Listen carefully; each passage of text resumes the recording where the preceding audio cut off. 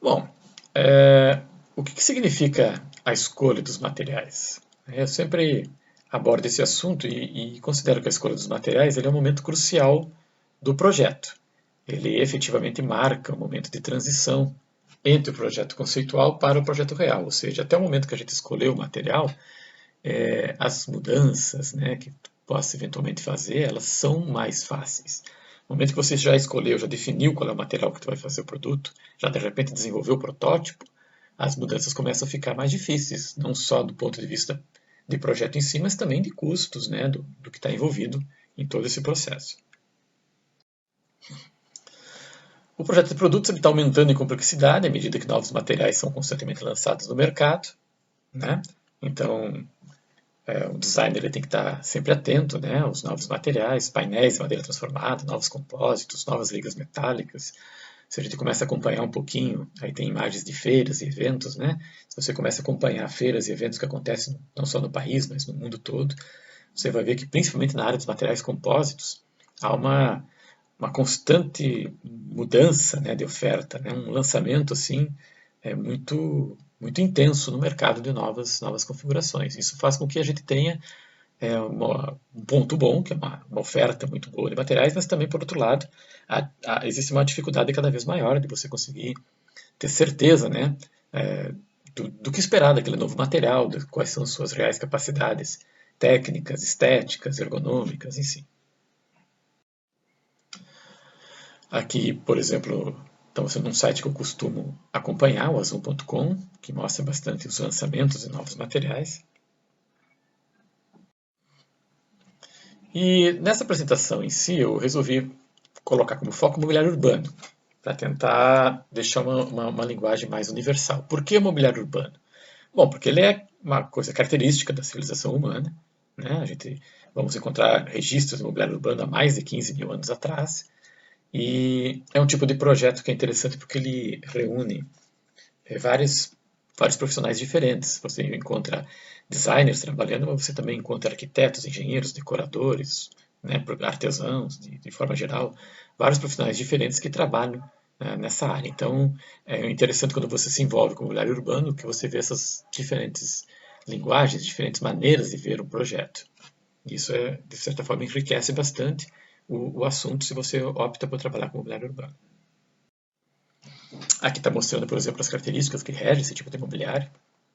Né? Quando você fala em imobiliário urbano, ele difere, né, dos outros tipos de imobiliário que você tem, justamente porque ele não tem uma mobilidade em si, né?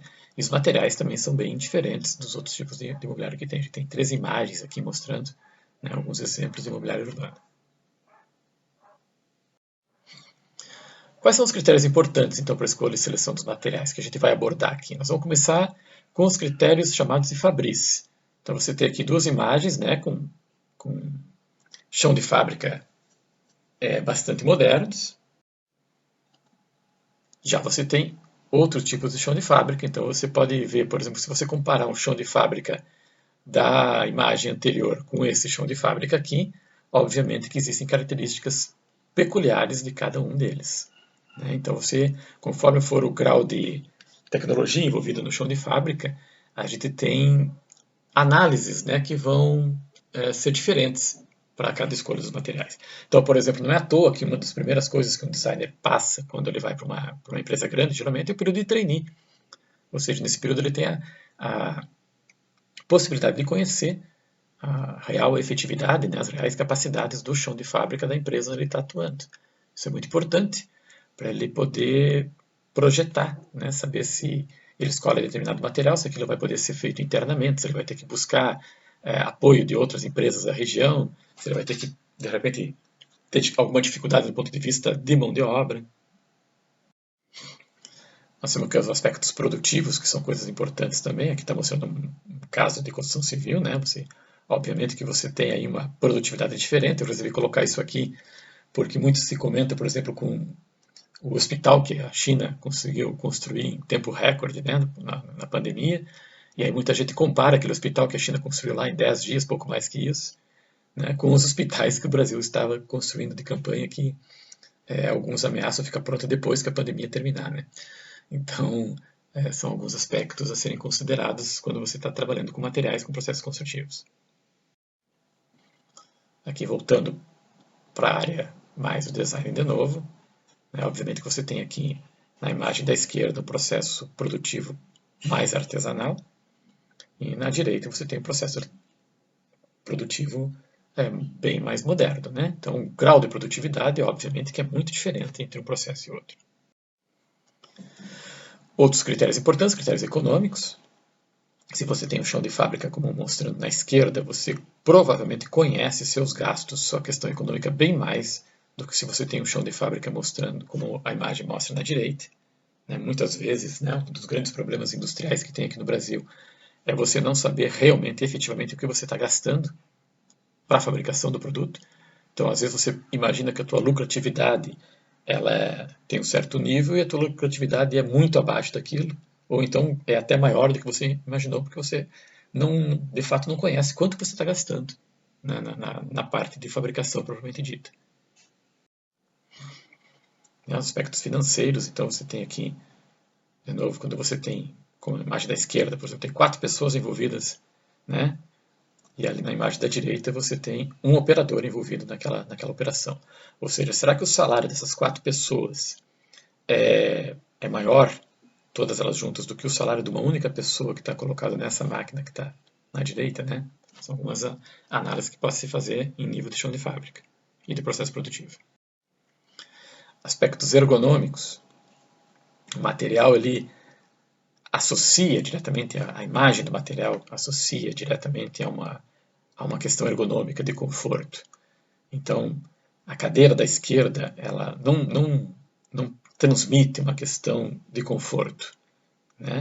As pessoas que usaram essa cadeira dizem que ela é sim, bem confortável. Eu nunca utilizei essa cadeira. Então, a minha percepção de conforto, por exemplo, me diz que a imagem da direita é bem mais confortável. Então, é uma questão que o material transmite uma mensagem própria. De novo, a questão da questão ergonômica aplicada ao mobiliário urbano. Veja que esse mobiliário urbano da esquerda é todo feito de metal. Então, imagine isso se for colocado num local onde tem muito sol.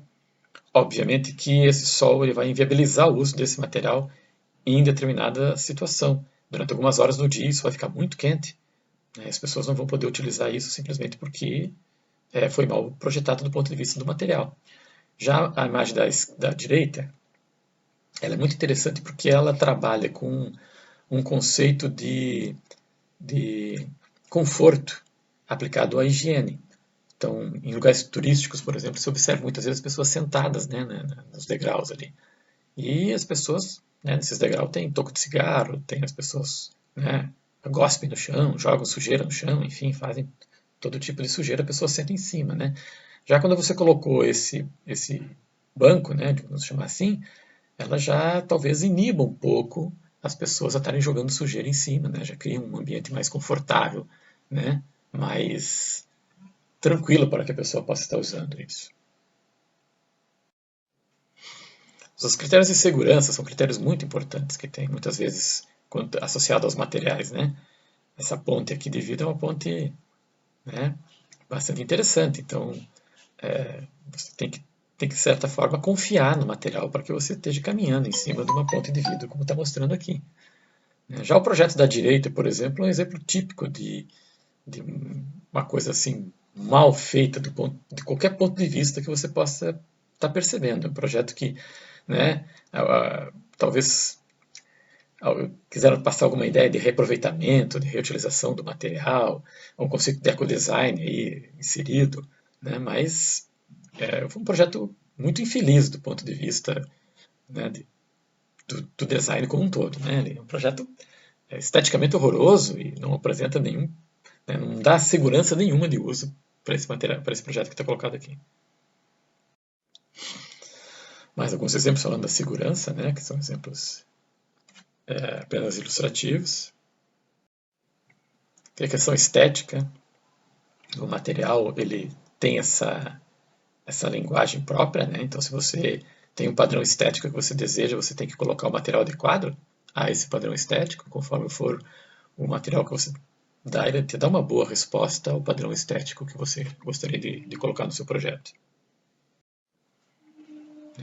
mais algum exemplo assim das questões estéticas, por exemplo, ambos os dois projetos eles têm, bem dizer, a mesma finalidade, né? O que muda aí é mais a questão estética mesmo, que só é possível com o uso dos materiais adequados. Que as questões de estilo, que são diretamente relacionadas com a questão estética. Então, por exemplo, aí você tem dois estilos diferentes, né? O projeto da esquerda e o projeto da direita. Obviamente, então, que ao assumir o estilo da esquerda, você tem alguns materiais que vão lhe dar resposta a esse estilo que você quer. Ao assumir o estilo da direita, você tem também alguns materiais que vão lhe dar essa resposta. Ou seja, os materiais que foram usados no projeto da direita, se usados no projeto da esquerda, eles não vão dar essa resposta, eles não vão ficar compatíveis ao estilo que você quer colocar no seu projeto. De novo, as questões de estilo, né? O estilo é muito próprio, né, de cada projetista. Então, por exemplo, você tem ali na imagem da esquerda, você tem um estilo muito próprio, né? Já na imagem da direita, você tem outro tipo de linguagem que você quer passar, né? Uma coisa assim, bem assim, atual, né? De pandemia. Critérios mercadológicos, assim, né? Você tem mercado para tudo. Você tem mercado para esse projeto que está colocado na esquerda, você tem mercado para aquele projeto colocado na direita, por exemplo. Aqui, mercado, de novo, né? O usuário que vai querer uma bicicleta como essa colocada na esquerda não é o mesmo usuário da bicicleta da direita. Então, se você está escolhendo os materiais, você tem que conhecer o público-alvo a qual se destina. Obviamente que se você, nessa bicicleta da esquerda, você está colocando materiais que permitam o que a pessoa quer fazer com esse produto, né? Bem como os materiais da direita. São materiais diferentes. Se você colocar os materiais que você usou na bicicleta da direita, na bicicleta da esquerda, o projeto não vai ficar bom, não vai funcionar conforme for o que você pretendia. Então, de certa forma, o que influencia a escolha dos materiais? A gente vai agrupar essas imagens em 6 grupos de fatores, basicamente. São os fatores fabris e produtivos, os fatores mercadológicos e sociais, fatores econômicos e financeiros, fatores estéticos e de apresentação do produto, fatores ergonômicos e de segurança do produto, e os fatores ecológicos e ambientais. Bem, aqui a gente vai começar a discussão dos materiais mesmo. Então, desses 6 grupos de fatores, a gente pode dividir em 3 grupos. Nós podemos dizer que os fatores fabris e produtivos e os econômicos e financeiros, eles são predominantemente quantitativos, ou seja, é fácil de você mensurar eles, muito simples. Já os fatores mercadológicos e sociais e os ecológicos e ambientais é meio a meio. Você não tem uma predominância assim, quantitativa e nem uma predominância qualitativa. E os fatores ergonômicos e estéticos, eles são predominantemente qualitativos, eles são mais difíceis de você ter uma mensuração rígida, né? Técnica, assim, digamos, no sentido da precisão matemática. Então, o que seriam os critérios predominantemente quantitativos? Aí eu sempre faço uma brincadeira com meus alunos. O que é mais difícil você como estudante? Design ou engenharia? Né? Então, obviamente que a resposta depende muito do curso que nós estamos dando aula. Né? Se é na engenharia, o pessoal grita lá, engenharia. Se é no design, o pessoal grita que é o design. Mas, basicamente, aqui nós temos um problema tipicamente de engenharia. Né? Você tem aí que projetar, por exemplo, esse eixo, né? Tem um problema aí de torque, aquele coisa assim, você tem que colocar um material nesse eixo que ele suporte. Então, obviamente que tem um cálculo bastante difícil, obviamente que tem uma necessidade de vários testes e isso tudo, mas uma vez determinado, né, o diâmetro desse material, como está colocando ali, 22 milímetros, e uma vez determinado que tal material, digamos, né, um determinado tipo de aço, ele vai suportar aos esforços de tração, torção, compressão, enfim, que tem todo esse material, com um coeficiente de segurança X, você colocando isso é uma coisa quantitativa. Né? Então, dificilmente não vai haver maiores problemas se você fez o cálculo certo. Né? É diferente do que os outros critérios qualitativos.